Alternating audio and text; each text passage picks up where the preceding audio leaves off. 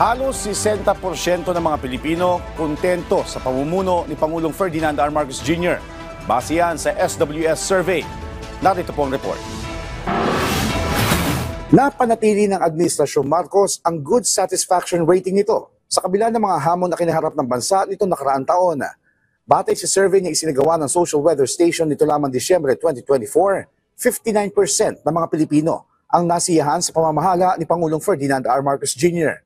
Habang bumaba ng 1% ang mga Pilipino na hindi nasiyahan mula 24% noong Setyembre hanggang 23% ng kaparehong buwan.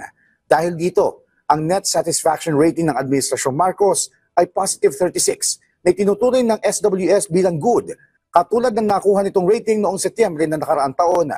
Sa nasabing survey, ang Visayas ang may pinakamataas na naitalang nasiyahan sa Marcos administration na may 65%.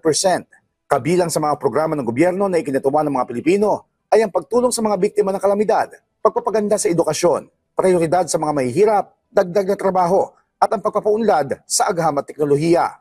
Habang nakatanggap ng good rating ang ilan sa mga programa ng kasalukuyang administrasyon gaya ng pabahay, seguridad sa pagkain, transportasyon at iba pa.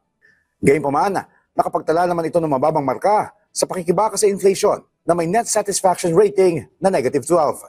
Habang moderate rating sa pagtutok sa hindi pagkakaroon ng gutom sa mga pamilya na may positive 26 na net satisfaction. Neutral naman ang naitala na rating sa mga issue tungkol sa laban sa krimen, pangangalaga laban sa pagmamanipula ng presyo ng langis at pag-aalis ng katiwalian. Sa kabuuan, nasa 17% ang naitalang hindi tiyak, habang 23% ang nagsabing sila ay hindi nasiyahan. Ang survey ay isinagawa sa 2,160 respondents sa buong bansa sa pamamagitan ng face-to-face interviews mula December 12 hanggang December 18, 2024. Mula PTV, Joshua Garcia para sa Balitang Pambansa.